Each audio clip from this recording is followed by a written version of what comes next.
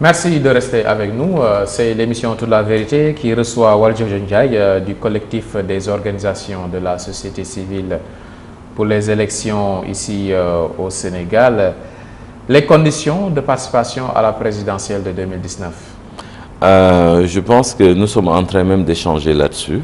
Et ça fait l'objet peut-être de beaucoup d'échanges, de batailles médiatiques à la limite, hein, je dirais, de sorties médiatiques de la part d'un certain nombre d'acteurs. Peut-être il faut un peu revenir en arrière pour voir qu'est-ce qui a présidé à ces concertations sur le processus électoral. On parlait tout à l'heure des dysfonctionnements, c'est à la suite de l'évaluation de l'ensemble des acteurs, surtout les acteurs politiques, que cette concertation a été convoquée. Nous notons évidemment qu'il y a une frange importante de l'opposition qui ne participe pas à ces concertations. Pour d'autres considérations, évidemment, cette confusion qui a été avancée sur le dialogue politique et les concertations, et également ils ont d'autres exigences, notamment par exemple le remplacement de mettre à la tête du ministère de l'Intérieur une personnalité indépendante et l'audit du fichier. Je pense que c'est ce qu'ils avaient exigé comme préalable pour participer. Bon, il y a une autre opposition aussi très importante qui est là, qui participe à ces concertations. Dès le départ du processus, évidemment, ce qui s'est passé, des termes de référence ont été élaborés. Et à la suite, je pense, de 2 séances, ça a été acté par l'ensemble des acteurs, hein, pour dire, voilà les points de consensus sur lesquels nous allons échanger. Et parmi ces points-là, évidemment, il y a des points aujourd'hui qui font l'objet de beaucoup de sorties médiatiques, comme je le disais tout à l'heure. C'est comme le parrainage. Le parrainage, et la caution, etc. Et qu'est-ce qui s'est passé? C'est-à-dire, quand on est arrivé au niveau du parrainage, on avait même, par exemple, par rapport à la caution, je ne dirais pas que c'est un désaccord, parce que l'ensemble des acteurs, après échange, nous avons constaté que la majorité présidentielle a dit qu'ils étaient ouverts, mais qu'ils laissaient à l'autorité, conformément aux dispositions qui sont dans le code, de fixer à la suite, comme ça se fait chaque année, d'une convocation de l'ensemble des acteurs politiques, échange, et l'autorité prend la décision, notamment le ministre de l'Intérieur. Sur le point du parrainage, vous me permettrez, M. Sylla, de marquer mon étonnement de départ. C'est-à-dire, pour vraiment titiller mes amis de l'opposition, au départ, il était clair, quand vous n'êtes pas d'accord avec un point, notamment relatif au parrainage, dès le départ, vous exigez que ce point soit retiré des termes de référence. Ça n'a pas été le cas. Ils ont accepté le principe qu'on discute, qu'on inscrit le parrainage à l'ordre du jour. Moi, je pense que ça, c'est déjà une erreur de leur part.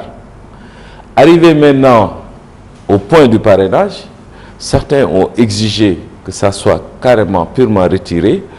La majorité présidentielle a dit niet.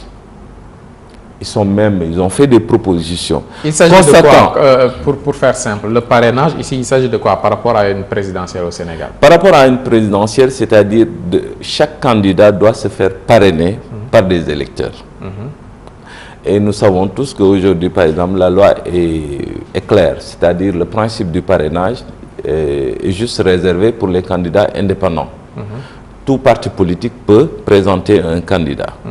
Donc l'opposition, la majorité a argumenté en disant que c'est à la suite de la constatation des 47 listes, etc., qu'ils ont décidé d'introduire le point sur le parrainage. Ce que pour tous les candidats? Pour tous les candidats. Ils sont à la tête de formation politique ou non, pour tous les candidats. C'est-à-dire même quand le candidat est présenté par le parti politique, il doit avoir des parrains. Et les modalités ne sont pas encore fixées? Justement, c'est sur les modalités. Donc, quand on est arrivé à ce point-là, à la suite des échanges, évidemment, l'opposition et le pôle des non-alignés ont exigé que ce point soit enlevé. Ce que la majorité a refusé. Donc, après des conciliabules, les travaux étaient bloqués, etc. Nous avons pris l'initiative à la suite de discussions en disant que nous étions disponibles pour mener cette médiation-là. Nous avons saisi l'ensemble des pôles, nous sommes allés les voir, nous avons discuté avec le pôle de l'opposition, de la majorité et des non-alignés, y compris, nous sommes allés même discuter avec le ministre. Et après avoir rencontré l'ensemble des acteurs, nous nous sommes rendus compte que le point de blocage, c'était le parrainage. Après des échanges, avec une analyse scientifique, en tenant en compte ce qui se fait dans notre environnement, au niveau international, nous avons formulé des propositions. Et nous l'avons même appelé contribution. Parce que nous, actuellement, dans ces concertations-là, nous avons une posture d'observateur, compte tenu de ce que nous avons informé la presse largement. Pourquoi nous étions des observateurs? Parce que nous estimons que pour que le dialogue soit inclusif, il faut que toute l'opposition soit présente. Et que le président de la République prend des engagements très précis de l'application des engagements qui seront des recommandations qui sont des observateurs. Oui. Voilà. Maintenant, je reviens sur le point. Quand nous avons fini, nous avons procédé à l'évaluation. Après analyse, nous avons formulé des propositions. Ces propositions-là sont de 3 ordres, très simples. Nous avons dit, quand une personne veut être candidat à l'élection présidentielle, il doit remplir une des conditions suivantes. Soit avoir la signature de 1 à 5 députés. S'il n'a pas un parrainage des députés, avoir la signature d'au moins 100 conseillers municipaux et départementaux. S'il n'a pas la signature ni des députés, ni des conseillers municipaux et départementaux, il va vers les populations, c'est-à-dire au moins 20 000 signatures. 20 000. 20 000. Et quand nous avons formulé cette proposition, en tenant en compte aussi d'un fait qui est important, le fichier a augmenté, le nombre d'électeurs a augmenté, la population sénégalaise a augmenté. La majorité est d'accord? La majorité ne s'est pas prononcée sur notre proposition. Ok.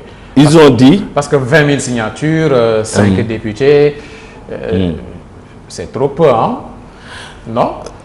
Objectivement, le jeu en vaut la je sais que, par exemple, mais maintenant, c'est une frange de l'opposition. L'opposition qui est présente au niveau des concertations. C'est-à-dire, on a 2 pôles. 2 pôles qui sont contre le parrainage. En leur sein, il y a certains de leurs membres qui sont en train de faire des sorties cycliques dans la presse pour nous accuser de connivence avec la majorité. Oui, il faut le citer. Il y a précisément le leader de PUR, le député PUR Sall. Oui.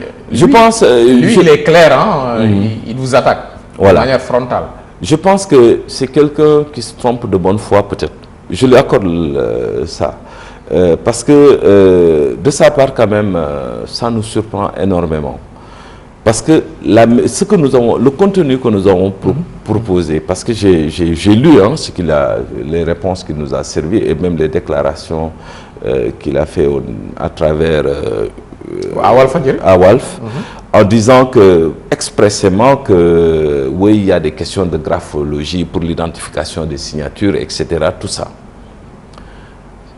Ça m'étonne qu'un intellectuel de sa part, ou bien peut-être il a un autre agenda politique qui ne dit pas son nom, mais ça m'étonne d'un intellectuel de sa part. C'est-à-dire, nous avons proposé les 3 alternatives. À défaut, si vous ne remplissez pas la première, prenez la deuxième ou la troisième. Et maintenant, on propose, après la phase de la collecte du parrainage, la mise en place d'un comité de validation des parrainages, présidé par une personnalité indépendante, et chaque candidat sera représenté dans ce comité. Après, attends, attends que je termine, Pape, c'est important. Chaque candidat va être présent dans ce comité-là.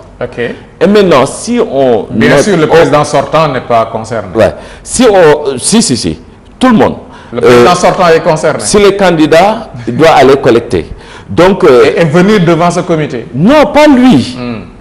entendez-moi bien, quand je dis chaque candidat, son représentant, bien sûr, doit être représenté dans ce comité-là. Et après avoir évalué, s'il y a par exemple des erreurs matérielles, etc., sur les signatures, etc., on leur donne au moins un délai, selon notre proposition, au moins d'1 semaine, pour corriger. Comme ça ne se fait pas actuellement, hein. C'est-à-dire, vous vous rappelez de succès, pour corriger par exemple les erreurs. Quel est l'objectif? Après la correction des erreurs, éviter les candidatures qui ne sont pas sérieuses. Non, attends, je termine. Après avoir réglé cette question de signature, ils ont la possibilité encore de faire un recours devant le Conseil constitutionnel avant le dépôt définitif de ces signatures-là au niveau du Conseil constitutionnel. Ça aura pour avantage d'éviter des dysfonctionnements ou bien, par exemple, ce que M.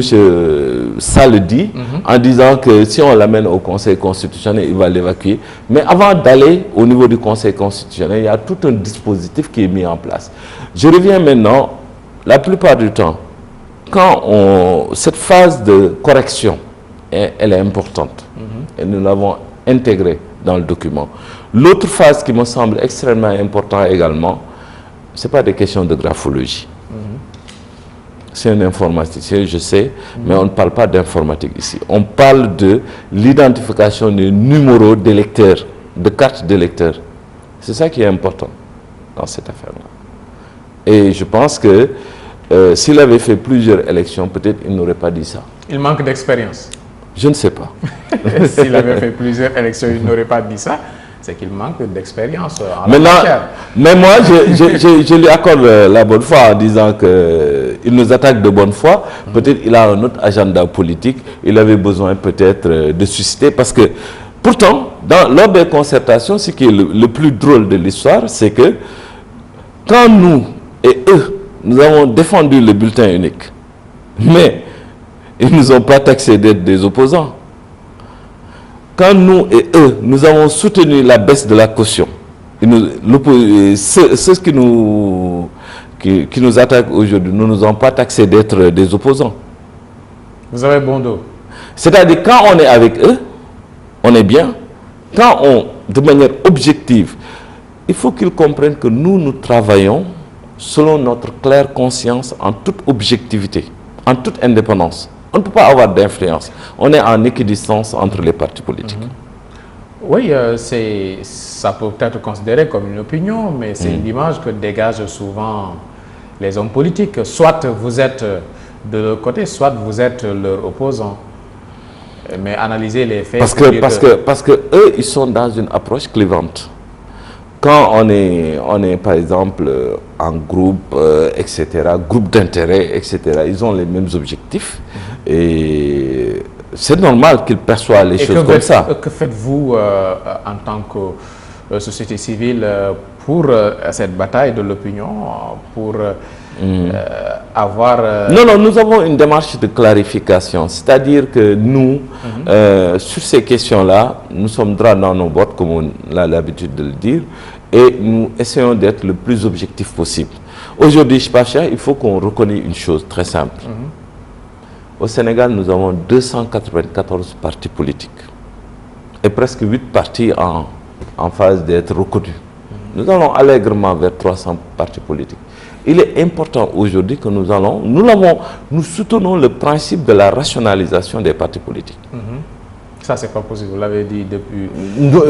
C'est-à-dire ça fait au moins 5 ans que nous le disons. Mais il est important au Sénégal aujourd'hui. Imaginez-vous bien. Pratiquement, vous avez des séminaires... Aujourd'hui, même par exemple, vous les journalistes, pratiquement, vous êtes happés par les politiques et vous laissez de côté des fois même les enjeux les plus importants du pays. C'est-à-dire les questions économiques, les batailles économiques. Aujourd'hui, qu'est-ce qui est le plus important?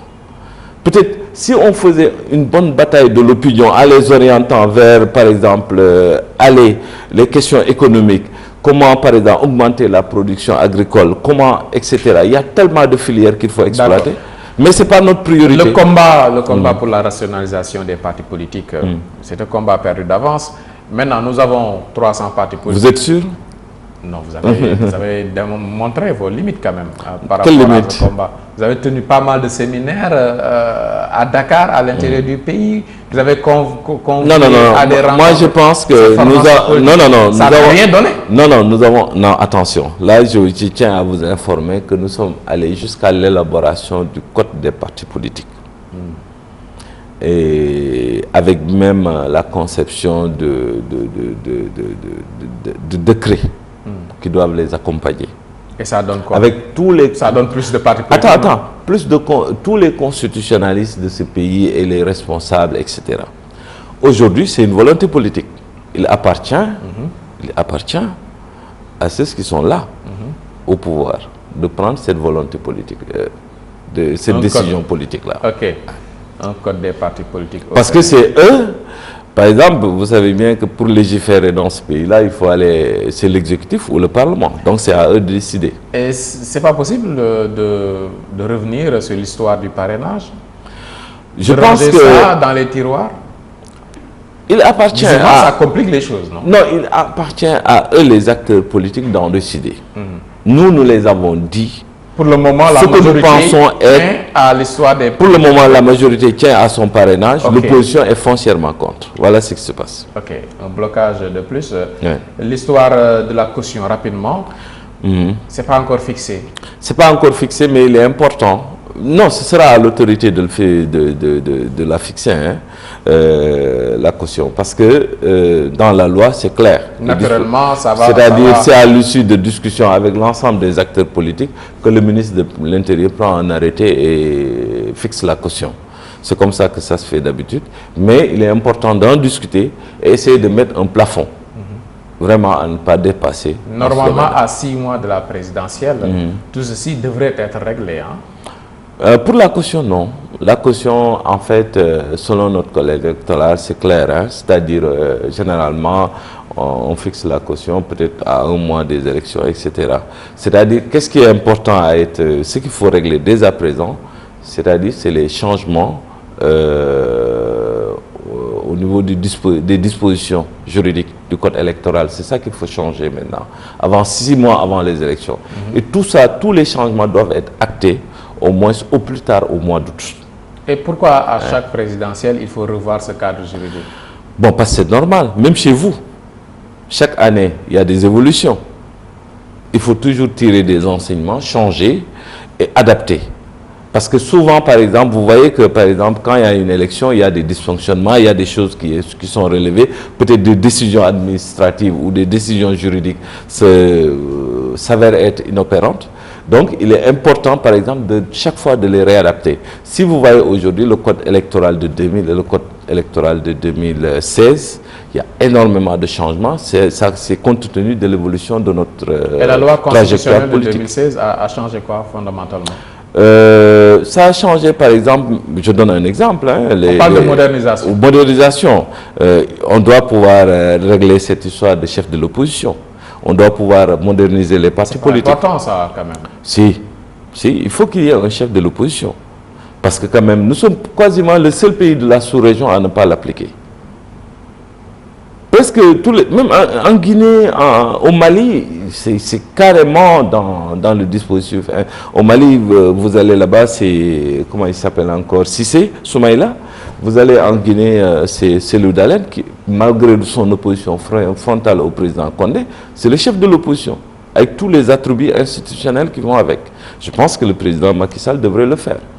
Bon, maintenant, je pense qu'ils envisagent de le faire celui qui va passer en 2019, peut-être va le matérialiser à partir de 2019.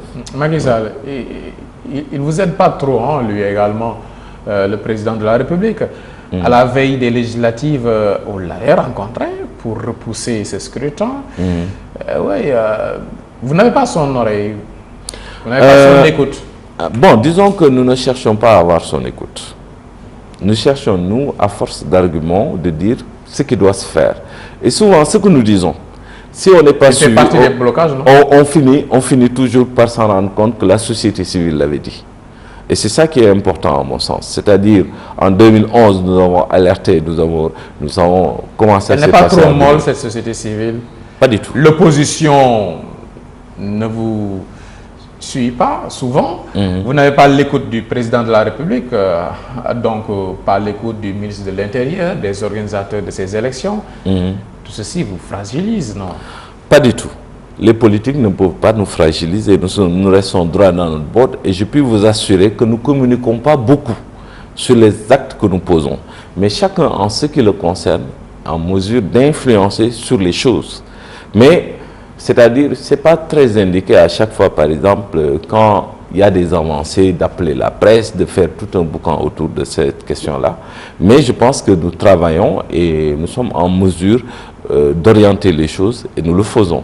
Même à des niveaux des fois que vous ne pouvez pas imaginer. Et Seydou Nourouba, dans tout ça, lui également, est-ce qu'il a la taille et les épaules assez larges pour supporter ce poids des concertations? Je pense que oui, il a le bon profil. C'est quelqu'un qui a travaillé... C'est mal parti, hein? Non, attendez, c'est le contexte. C'est important. Je pense que souvent, nous oublions les contextes. Aujourd'hui, par exemple, c'est un contexte extrêmement difficile.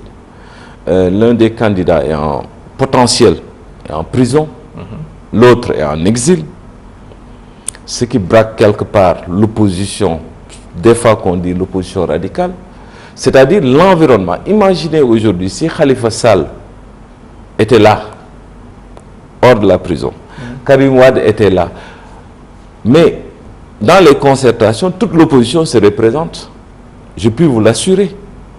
Ça fait partie des préalables, par exemple, de Manko, de la coalition Manko Taxawu Sénégal, de participer aux concertations. Parce que pour eux, on ne peut pas mettre en prison un des leurs et avec tout ce qui s'est passé, et venir maintenant discuter. Pareil pour le PDS. D'une certaine manière. Seydou Nourouba comme vous, donc Seydou Nourouba, il a attends, beaucoup soutiennent que vous êtes utilisé simplement par la majorité. Pas du tout. Personne ne peut nous utiliser, mon cher ami. C'est-à-dire Seydou Nourouba, en fait, il a le bon profil à mon avis. C'est que c'est le contexte qui est difficile.